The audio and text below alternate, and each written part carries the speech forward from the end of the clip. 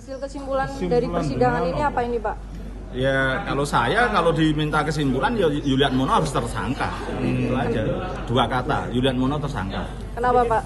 Ya karena dalam bukti T6 tadi dalam dakwaan itu runut kok kita baca sekilas saja bagaimana dia awal mempengaruhi pejabat pembuat komitmen, bahkan pejabat pembuat komitmen itu jabatannya tadinya di kepala BLK. Nah, bahkan sampai diberi SK untuk jadi abak pengadaan barang dan jasa yang itu menjadi PPK, ULP dan segala macam dengan tujuan untuk memenangkan yang sudah dikenal sebelumnya.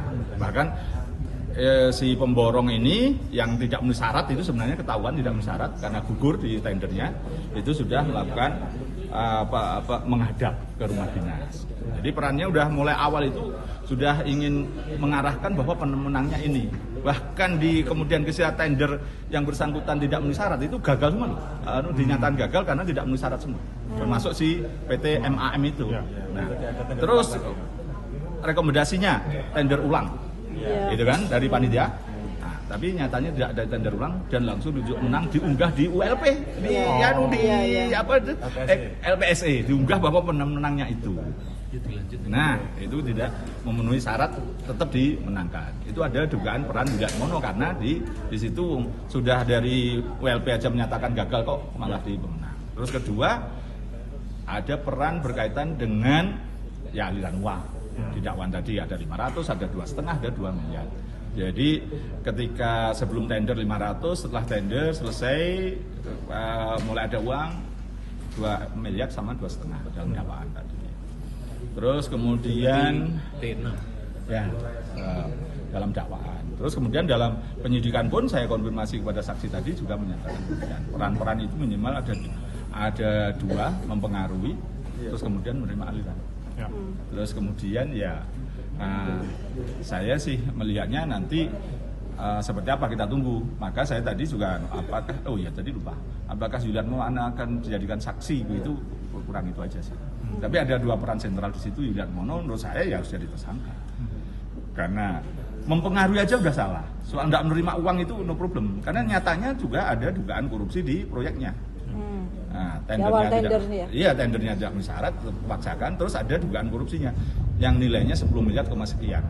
Karena tendernya tidak kompetitif itu, maka yang diperoleh apa? Kan ya berarti harganya tinggi. Ya, buktinya ada uang yang dibagi-bagi. Gitu. Kalau itu berarti kan masjid yang ada di sana mestinya cukup dengan harga 67 lah.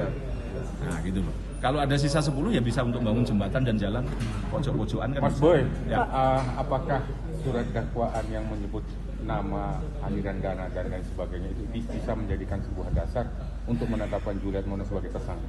Ya, salah satu dasar kan dakwaan itu disusun dengan cermat hasil penyidikan. Saya kejar tadi saksi, ada yang mengatakan ini barang bukti, ada handphone yang juga disita, ada komunikasi. Ya sebenarnya ini kan tinggal menunggu waktu aja. Menunggu waktu ya tadi konsistensi saksi-saksi yang mulai sudah kemarin ada yang mengatakan begitu. Gitu. Apakah Yulian Mono pernah menerima orang-orang ini? Ya. Pernahkah ada yang memberikan uang 500 dalam dakwaan? Ada. Ini tinggal dikonfirmasi di pengadilan. Apakah yang 2 miliar? Ada. 2,5 miliar? Ada. Karena urutannya kan tadi dari dakwaan itu dari bank di Solo dibawa ke rumah dinas. Jadi kalau CCTV-nya itu ya makanya kalau tidak pun tidak apa-apa. Tapi dari HP-HP juga sudah. Jadi kalau dasar itu sudah cukup untuk sprindik baru untuk menetapkan tersangka Yulian Mono. Dan saya berjanji pada teman-teman sampai 10 kali saya gugat pra peradilan kalau belum tersangka. Sebagaimana dulu Mbak Arina. Jadi kalau melihat kenapa kejaksaan belum menetapkan sebagai tersangka karena apa?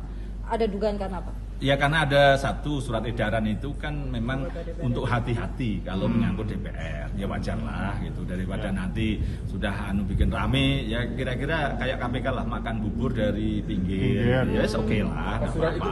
Tapi bahwa belum, tapi kan itu sepanjang ada kalau dalam peraturan Jaksa Agung yang diunggah di lembaran negara itu kan sepanjang ada dilaporkan pimpinan sudah cukup juga gitu. Jadi tidak ada masalah kalau itu. Tadi juga disebutkan juga ya surat edaran itu ya. Terus kemudian pada posisi yang berikutnya ketika ini makan bubur fakta persidangan konsistensi dan juga kita apresiasi menuangkan dalam dakwaan dengan alurnya yang jelas juga gitu Artinya kan ini memberitahu masyarakat, ini loh masyarakat semua, gitu kira-kira kan gitu. Maka kemudian karena teman-teman memberitakan itu, saya makan tuh, saya olah lah, terus saya bawa ke sini. Tetap yakin Ilan Mono jadi tersangka? Yakin. Bahasanya kalau ditanya itu wajib. Jawaban saya wajib, bukan sekedar yakin, wajib. Alirannya jelas. Oh, dalam dakwaan itu makanya saya tadi ngomong, Anda merasa melanggar HAM nyebut nama orang kalau tidak ada buktinya. Oh, enggak katanya gitu kan. Oh, ya kan. Download Tribun X sekarang. Menghadirkan lokal menjadi Indonesia.